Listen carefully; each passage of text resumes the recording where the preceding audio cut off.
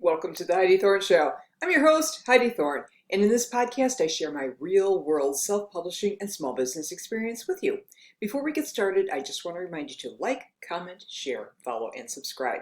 Now let's get on with today's show. One of my longtime writer friends quipped, "When's the last time someone you know bought a poetry book?" I can say that I have purchased a poetry book, actually a few, in the past couple of years. However, I purchased these books because I knew the authors and their work. Otherwise, I wouldn't have actually bought them or even searched out a poetry book to buy. My behavior in this situation actually holds a key to the marketing of your self-published poetry books. Why is selling poetry so hard? Selling poetry is hard because it can be a hard genre to define, develop, and comprehend. Is it fiction or nonfiction or something else entirely? Compared to novels or other long-form content, I'm in awe of talented poets who can turn the writing of a few words into something that conveys feeling and story. Some poetry also requires rigorous adherence to form, rhythm, and rhyme, making it even more challenging to write. That's why many of today's poets lapse into free verse or other unstructured poetry. Regardless of the form, poetry can be so incredibly personal that it doesn't convey meaning for anyone other than the author. A problem I see with some poetry is that the authors force-fit words into something that looks like poetry. Some of them even try to get cute by spacing their poetry on the page to create some sort of shape or graphic. Kind of like in the old pre-computer graphics typewriter and dot matrix printer days, when we would type characters in such a way to create images. But this force-fit phrasing, if performed out loud, is all wrong, which can completely change the message or story of the poem. Because I want to better understand the genre, for the past few years, I've read the daily emailed poem from the Poetry Foundation at poetry.org, which is based here in Chicago. Some of these poems speak to me immediately. Others leave me shaking my head wondering what I just read. Maybe it marked a moment for the author, creating an awkward, "you had to be there" situation. Similarly, for some poetry, you need to understand the whole backstory to understand its meaning or mission. This can create an incomplete product for the reader, which also makes it challenging to consume. The other problem for poetry, which also plagues fiction, is that poetry is not SEO friendly. What would possess someone to search for a poem on Google? When I used Ubersuggest, it's a great keyword search tool from digital marketing expert Neil Patel to check on searches for poetry. The highest search term was poetry about love at 301,000 monthly searches. That's not too shabby, though that volume is not high in terms of the larger search engine picture. What I did notice in the poetry search is that higher search terms are for specific types of poetry. Poetry about love, love poetry, poetry for kids, poetry about life, etc. This provides a clue about how you might want to approach your poetry books. Centering on a theme is usually better than just offering a mashup of topics in one book. So on top of the regular challenges of selling self-published books, poetry books have these additional hurdles, which makes selling them so tough. With the rise of social media platforms such as Twitter, Tumblr, and Instagram, many poets turn to these sites to share their poems, probably because they weren't getting any attention anyplace else. In many cases, their work is shared in a picture where they've placed text on an artful background. Due to the limitations of space and an audience attention span, these poems are often very short. I follow some of them on Instagram, my favorite being Janae Cecilia, who currently has 86,000 followers. Her work is very relatable, accessible, and inspirational for a general public audience. I've purchased 3 of her poetry books so far, and I enjoyed all of them.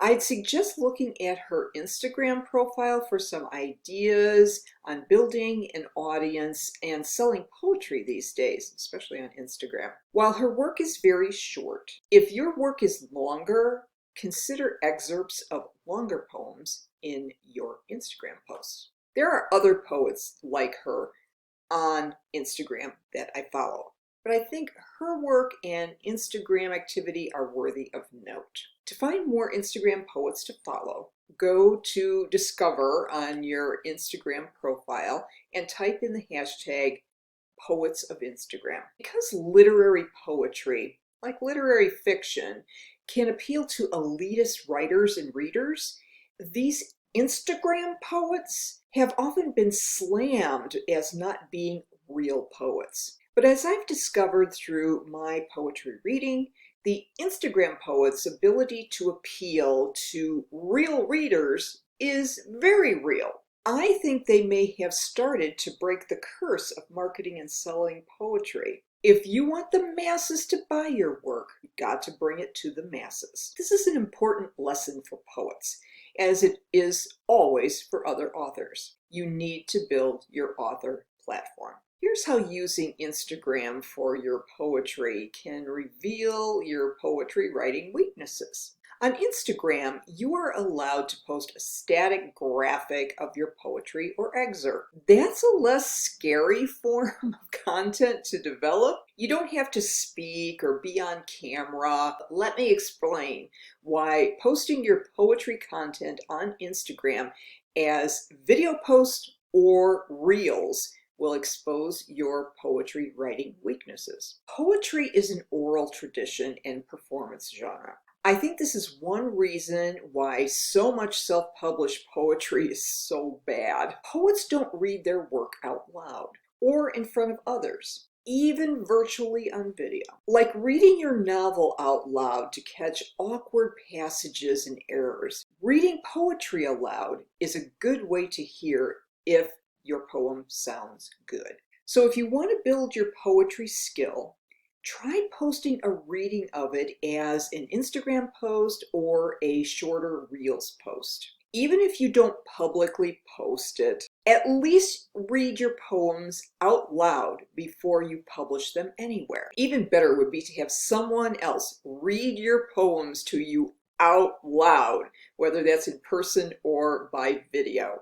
This will be super uncomfortable, but you will understand how people are reading your work without the benefit of the backstory running in your head. When self-publishing your poetry books on Kindle Direct Publishing, your subtitle and book description can be critical to getting discovered. What I've observed is that poets often use vague titles for their poetry books. There's nothing wrong with that, except that it does nothing for your discoverability in search. I'd suggest adding a subtitle that tells the reader what type of themes and poetry is included in your book.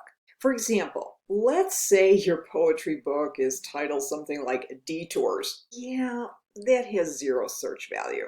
Adding a subtitle such as Poems About Life Lessons Learned from My Health Crisis might work. You get the idea. Then the book description should tell readers what kind of poems and topics they'll encounter in your book, along with any backstory information telling them how the book came to be. In addition to selling your books on Amazon through Kindle Direct Publishing, think about other outlets for your poetry adventure. Greeting cards are an obvious option. Some poets may choose to sell their own greeting cards on sites like Redbubble or other print-on-demand sites. Songs are also a possibility. If you have the musical talent to write the accompanying music and you can perform them, you can record and publish them on Spotify.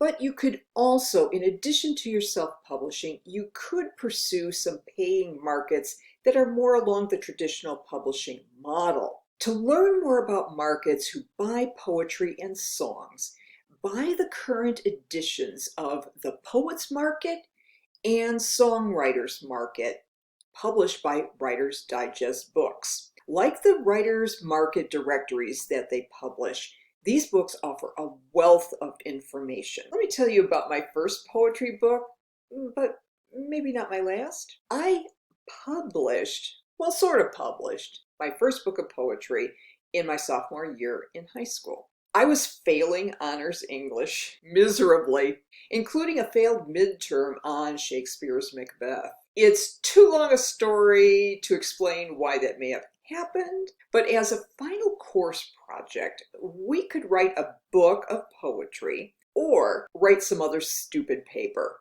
Okay, poetry book for me, though I didn't have a clue what to do. I decided to write a collection of haiku, the short, structured Japanese poetry format. Being a crafty sort, I did the whole art book thing with it. I got an A, which saved me from getting a horrible final grade. Wish I would have kept that book, but it's lost to time and is probably in a landfill somewhere. Funny how we might be led to try this or that writing, eh? Haven't written any poetry since high school, but maybe that should be my next thing. Stay tuned. I hope you found that helpful, and if you did, please rate, review, and subscribe to The Heidi Thorne Show on whatever podcast app you like to use. I'm on all the major ones, including Apple Podcasts and Spotify. If you like the video better, you just have to subscribe to my Heidi Thorne YouTube channel and turn on the notification bell so that you get an alert when a new video is available. I would appreciate it if you would share the audio or the video with your friends on social media. And my self-published books, which don't yet, as I'm recording this, include a poetry book, are on Amazon, Audible, and Apple Books. All you have to do is go to one of those sites, type in my name, Heidi Thorne, and a list of all the available titles will be shown. If you'd like to connect with me, my website is HeidiThorne.com, and I'm most active on the social channels of Instagram and TikTok at Heidi Thorne. Thank you so much for listening and for your support. I'll look forward to talking with you again in the next episode, and in the meantime, have a great day.